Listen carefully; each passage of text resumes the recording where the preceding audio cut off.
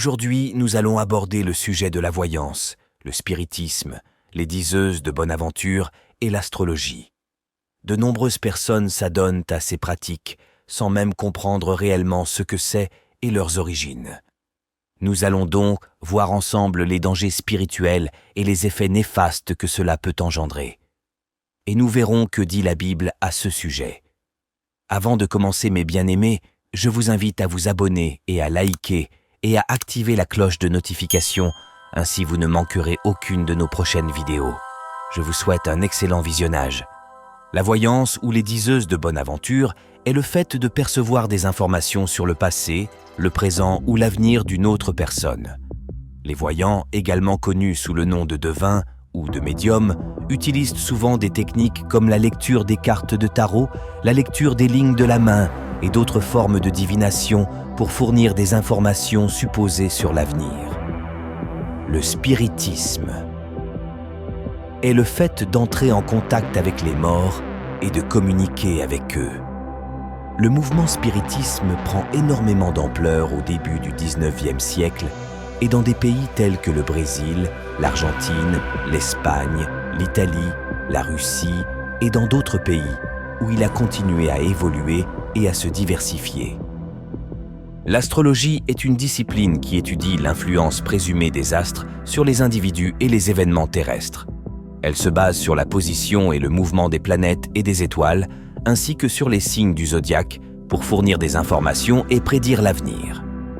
Les origines de l'astrologie remontent à l'Antiquité, aux civilisations babyloniennes, égyptiennes, grecques et romaines. Les premières formes d'astrologie étaient liées à l'agriculture et aux observations du ciel pour déterminer les saisons et les périodes de plantation et de récolte. Au fil du temps, l'astrologie s'est développée pour inclure des interprétations plus complexes basées sur les signes du zodiaque et les positions planétaires au moment de la naissance d'une personne. Elle est devenue un système de croyances répandu dans de nombreuses cultures. Et de nos jours, il existe encore de nombreux adeptes de l'astrologie qui consultent leur horoscope pour obtenir des indications sur leur vie future et leurs traits de personnalité. Maintenant, nous allons voir ce que dit la Bible à ce sujet.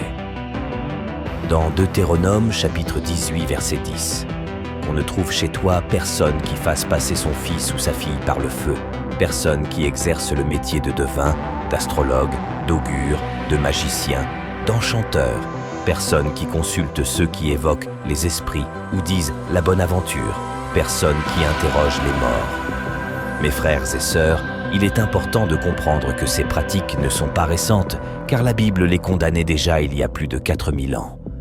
Ce passage nous permet de saisir les avertissements de l'Éternel concernant les sacrifices d'enfants par le feu et la divination.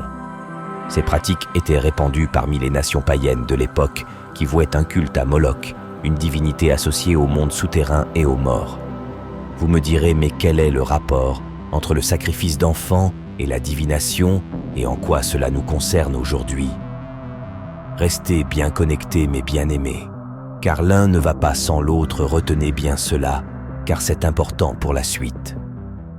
Dans 2 Chroniques, chapitre 33, verset 6, « Il fit passer ses fils par le feu dans la vallée des fils de Hinnom.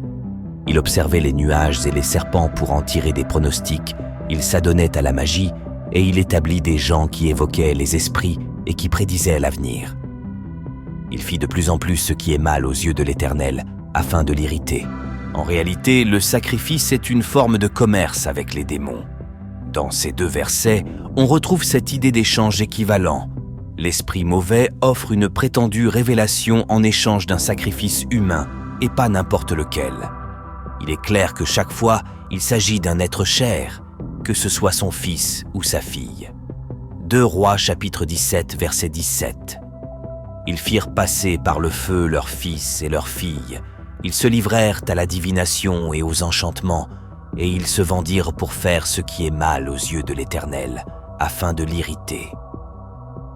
Remarquez comment ils se sont adonnés à la divination après avoir sacrifié leurs enfants et se sont vendus, exprimant ainsi une notion de commerce avec les démons, faisant ainsi ce qui est mal aux yeux de l'Éternel et le provoquant à la colère.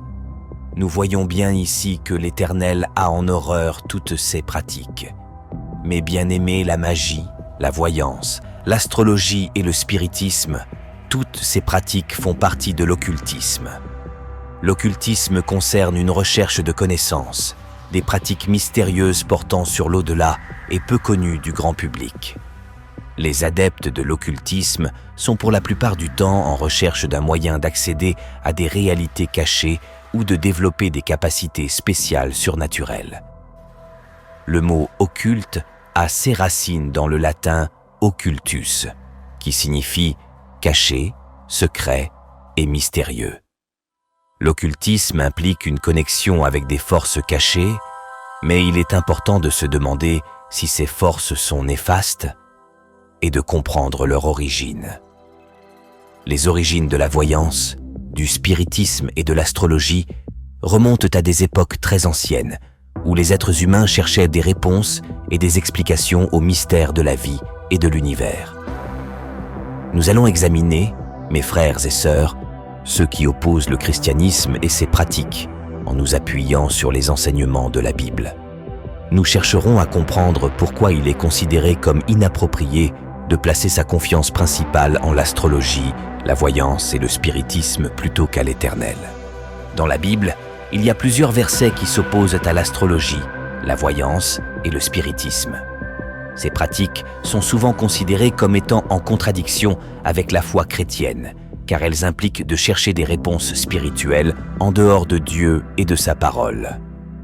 Voici quelques versets bibliques qui mettent en garde contre ces pratiques. Dans Deutéronome, chapitre 18, verset 11. « Vous ne ferez point de conjuration, vous ne consultez point ceux qui évoquent les esprits, vous ne consultez point les morts. » Nous retrouvons également dans Ésaïe, chapitre 8, verset 19. « Si l'on vous dit « Consultez ceux qui évoquent les morts et ceux qui prédisent l'avenir, qui poussent des sifflements et des soupirs, répondez « Un peuple ne consultera-t-il pas son Dieu ? S'adressera-t-il aux morts en faveur des vivants ?» Ces versets soulignent l'importance de se tourner vers Dieu et de rejeter les pratiques qui cherchent à évoquer des esprits, prévoir l'avenir ou communiquer avec les morts. Mes frères et sœurs, nous devons placer notre foi et notre confiance en Dieu lui seul et à se conformer à sa parole. Mes bien-aimés, examinons maintenant les conséquences et les effets néfastes de ces pratiques occultes.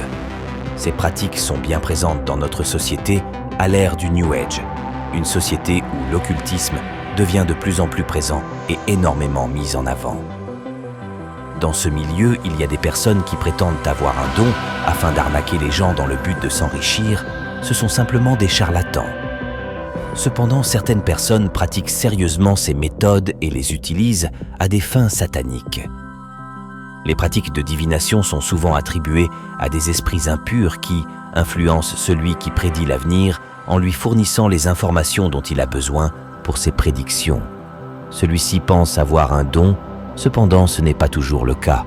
Soit le don vient d'un esprit impur qui a été légué par des liens ancestraux de famille et de génération en génération par des ancêtres qui vouaient des sacrifices à Satan en échange de ses dons, soit par le biais d'une alliance d'un consentement pur de l'intéressé qui est rentré en contact avec un esprit démoniaque. Pour obtenir des réponses à vos questions, le voyant peut vous demander des informations telles que votre prénom, votre date de naissance, l'heure et le lieu de naissance.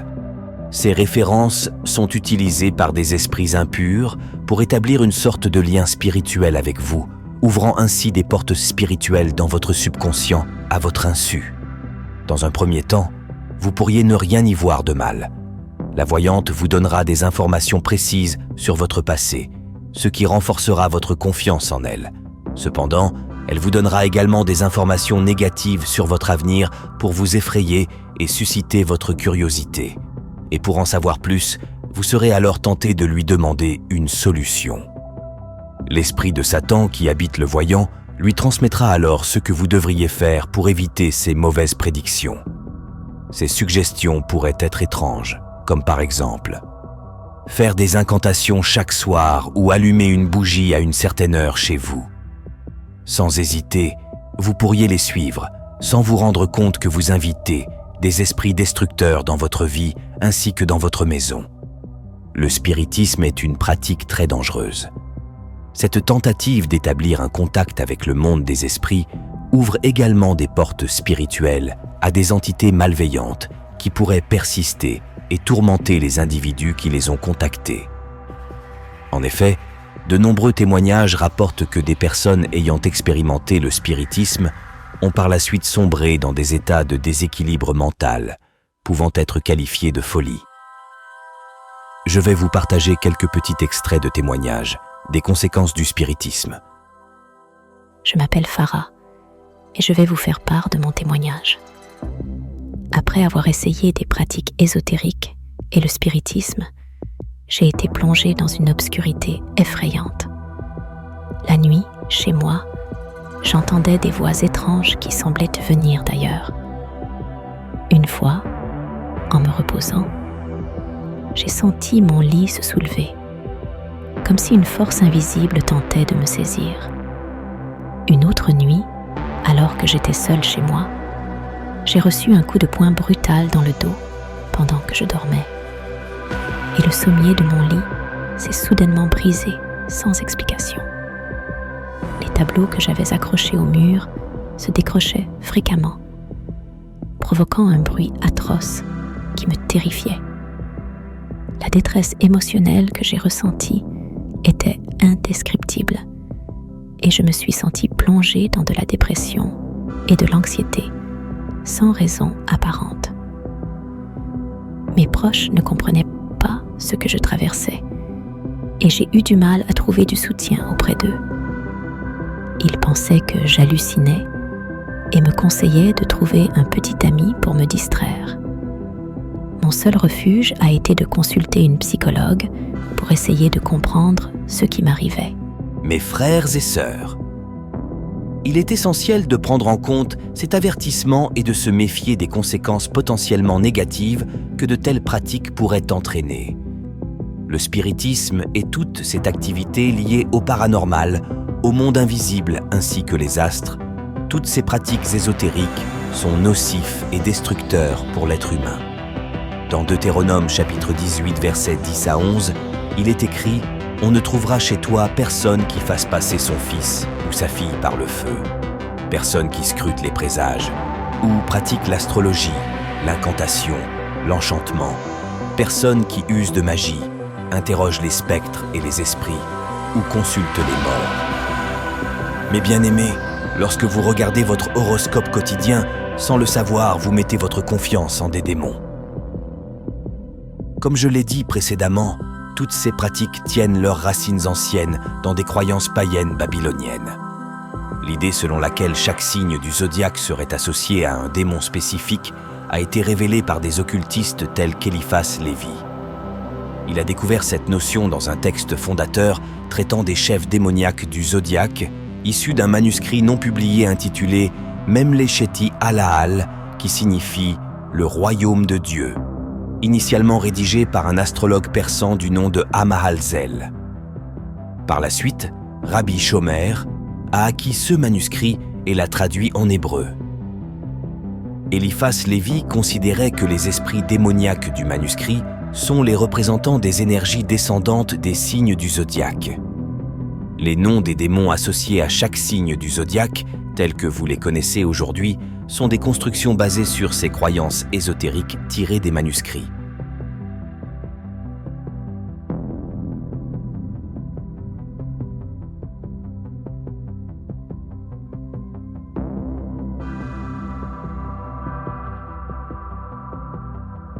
Les signes du zodiaque, sous cet aspect, sont principalement liés à des croyances ésotériques, c'est-à-dire à des croyances occultes et souvent peu connues du grand public.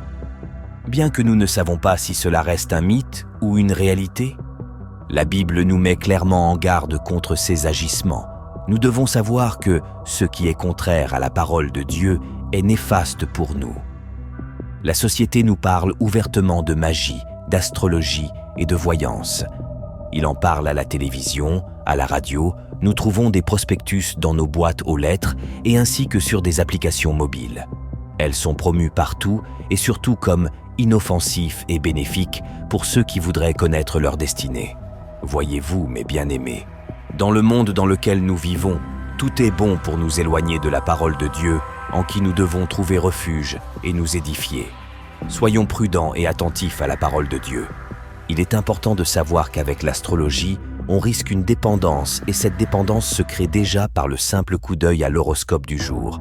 Même si l'on n'y croit guère, il peut nous influencer inconsciemment.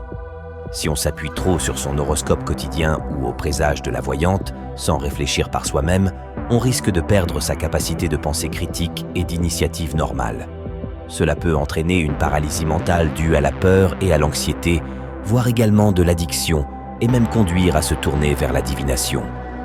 Si vous marchez avec Christ, vous devez remettre votre journée au Seigneur et non vous baser sur les astres.